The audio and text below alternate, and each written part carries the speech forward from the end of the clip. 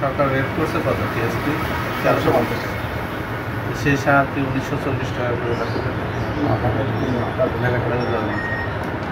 তাহলে কেন কেন হয়েছে? আপনি কার কাছ থেকে নিয়ে আসেন? এটা ওই বাড়ির থেকে ওই 2 বছর নতুন ইয়ে দেয় না, রোজা চাহিদা আছে একটু তাছাড়া অন্য সাথে কোনো একটু সরকার নিয়ে ওই সারগুলো একটু বেশি দাম আছে। ওই হালকা ওই একটা ইয়ে আছে, হ্যাঁ, তাছাড়া ওই 5 টাকা বেশি। মানে এই যে বাংলা টিএসপি, তারপরে হচ্ছে যে ডিএপি, এগুলো একটু বেশি দাম আছে। ওই হালকা 2-5 টাকা বেশি ওটা ও ছাড়া 2-10 টাকা বেশি খাতা দেখছেন। তো সরকারি রেট স্যার 2-10 টাকা বেশি আপনি কিনে নিয়ে আসছেন,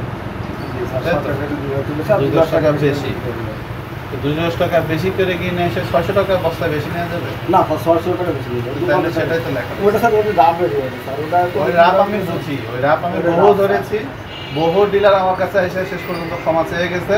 ওই রাপ আমি বুঝি, রাপ বুঝতে বুঝতে আজকে এই রাপ সিস্টেম করে বুঝতে পারছেন।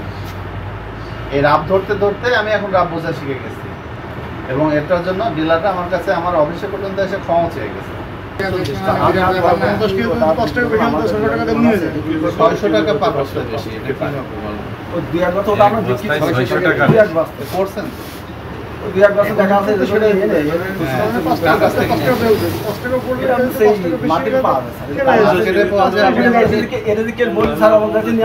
কেউ শিকার খাবে বলা আমার মানে খাওয়া হয়ে যাবে।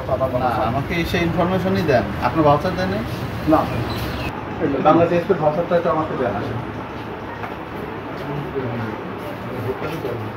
আপনার কাছে যেহেতু ভাউচার নাই, ভাউচার থাকলে আমি ভাউচার নিয়ে সরাসরি তাকে এখন ধরতে পারতাম, বুঝতে পারছেন? আমার কাছে ভাউচার থাকলে সরাসরি ভাউচার নিয়ে আমি তাদেরকে ধরতাম, কিন্তু আপনি তো সেটা দিতে পারছেন না। এখন সে একটা অপরাধ করেছে, এটার জন্য তো পানিশমেন্ট।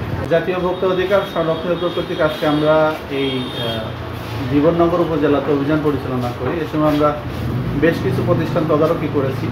তো এ সময় মেসার্স জহির ট্রেডার্স নামে একটা বিএডিসি সারের ডিলার, এই প্রতিষ্ঠানের তদারকিতে আমরা অতিরিক্ত দামে সার বিক্রয়ের প্রমাণ পেয়েছি।